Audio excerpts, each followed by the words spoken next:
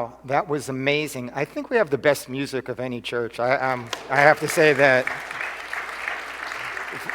Thank you to Kate and Stephen and the ensemble. That was really terrific. Throughout Scripture, we encounter a God who repeatedly widens our circle, welcoming outsiders, lifting up unexpected voices, and reminding us that human categories never define the limits of divine love. Out of respect for our Jewish friends here today, today's scripture will be read from the Jewish publication Tanakh. However, I will not attempt to read the original Hebrew. Not my specialty. Let us listen to God's voice still speaking from Psalm 139. It was you who created my conscience, you who fashioned me in my mother's womb. I praise you, for I am awesomely, wondrously made. Your work is wonderful. I know it very well. And now from Micah 6, verse 8. You have been told, O mortal, what is good, and what the Lord requires of you, only to do justice and to love goodness and to walk modestly with your God. So ends the scripture.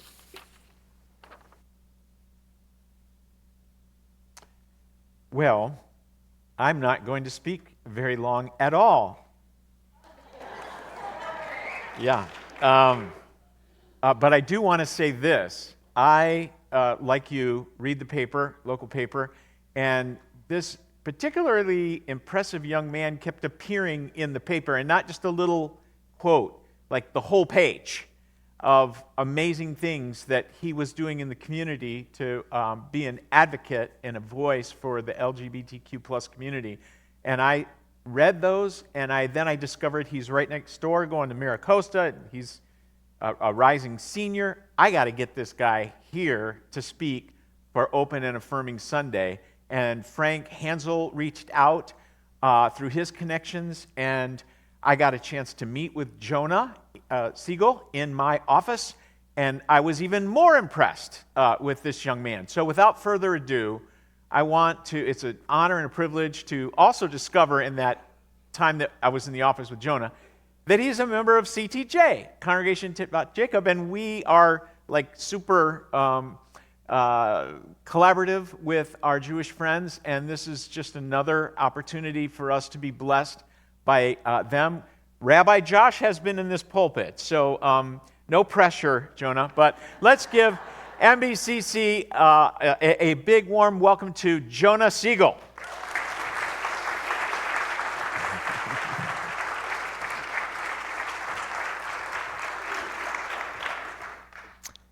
Hello. I would like to start off by thanking Manhattan Beach Community Church for giving me the opportunity to speak today. My name is Jonah Segil, and I'm a 17-year-old senior at Miracosta High School and an LGBTQ+ youth advocate. Today, I am speaking to everyone in the room with absolute confidence about my identity and faith, but to get to this point was not an easy journey. I always subconsciously knew I was gay, but I didn't necessarily connect the dots to myself until I was around 11 or 12. I'd spent a very long time thinking about my feelings, but every time I circled back to the same thing. The main anxiety that prevented me from accepting that my feelings were real was my fear that our society, influenced by Abrahamic religion, would not accept them. Despite growing up in a relatively accepting home and community, surrounded by mainly positive views and attitudes towards gay people, I'd still internalized the homophobia and social stigma present in much of our society. As I watched TV, read the internet, and listened to the news, I saw people use the Bible to justify their hate. People taking direct quotes from the Old and New Testament to argue that the Bible fundamentally prohibited my identity kept me scared and alone. I was forced to grow into a mindset that completely disregarded the ideas of religion, both good and bad, in order to find my inner peace.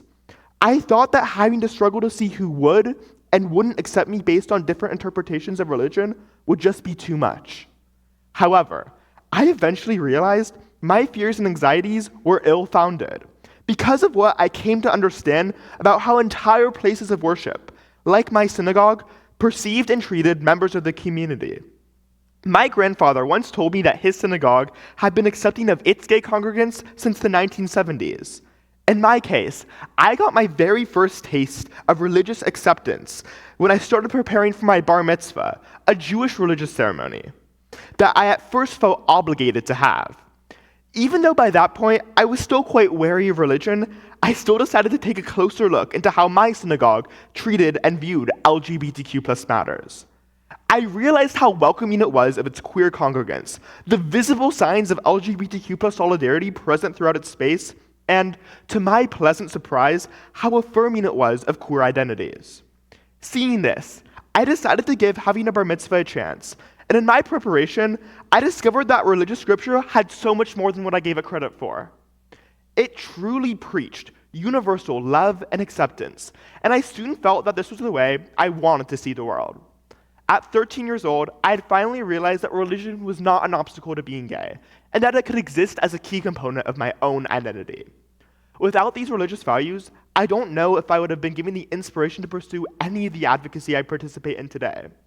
I was taught that faith was something you practice not only inside the synagogue, but also carry into the world. One of the central values that I took to heart was called tikkun olam, the idea that each of us has a responsibility to repair the world. Tikkun olam directly inspired me to speak out against injustice, which led me down the path that I have to thank for so much change, and which has led me here today. I first started to share my story at local teen panels, helping my community better understand the experiences of LGBTQ plus youth. Then, I decided to see if I could make an even greater impact, and I got involved in UCLA's Center for LGBTQ plus Advocacy Research and Health. And when I saw the devastating funding cuts it faced, I helped raise nearly $150,000 to support its work. Beyond that, I wanted to create something that directly impacted the young people of our community, so I created the first ever queer prom in the South Bay, bringing together more than 30 LGBTQ plus teens from across the area for a night where they could celebrate and be themselves without any fear or judgment. However, none of this would have been possible without the values and guidance I got from religion. Now, I've gotten to know your church, and I see that it has transformed to be just like my synagogue, truly open and affirming. There is very likely someone else who is part of your congregation who is in the same position I was just a few years ago. I have many friends, both Christian and not, who shared my same experience and had the same misunderstanding about the nature of religion, believing that they'll never truly be accepted by religious communities because of their orientation.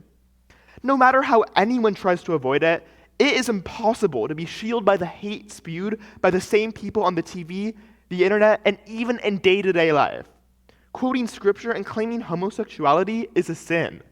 However, for the global majority of people who are in my same position, and even for many people still living in the United States, places of worship remain openly hostile to queer people, and as a result, young people are permanently scared from returning to faith, and even worse, fearful of their very own identities.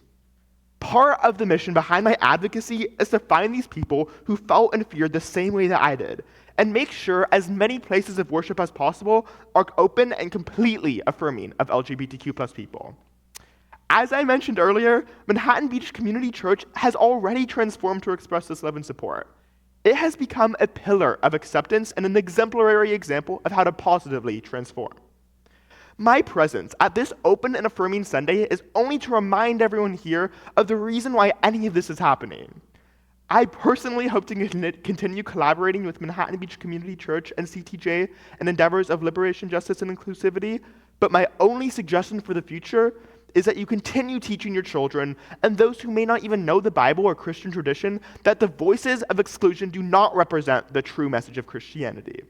Show them, through scripture and the traditions of your faith, that Christianity welcomes LGBTQ plus people rather than rejects them. My synagogue is part of the conservative movement, and within my movement, we are considered revisionist, meaning we have interpreted the Torah and the rules of Judaism with a more contemporary, moral, and realistic viewpoint, rather than trying to obey the words that were written thousands of years ago that may not reflect the underlying intent of those who wrote them. I think it's important that everyone takes a fresh view of the written word to interpret it in a way that is fair, moral, and appropriate in today's society. That distinction is important for other young people to understand so they believe and have faith that they'll be accepted because it is the moral, right, and honest thing to do. This belief is the basis of my faith. My faith is truly about the good in humanity and people, and my religion supports that goodness with traditions that are consistent with my belief system. My hope is that one day, No young person will ever have to wonder whether they're loved by God because of who they are. My hope is that every child who walks through the doors of a church, synagogue, mosque, or temple will know that they are welcomed exactly as they are. My hope is that faith will no longer be something LGBTQ plus people feel that they must run from, but something that they can embrace as a source of love, purpose, and belonging. So continue to stand tall in pride and solidarity with the LGBTQ plus community, and never back down from any discouragement from anywhere you may face. Thank you.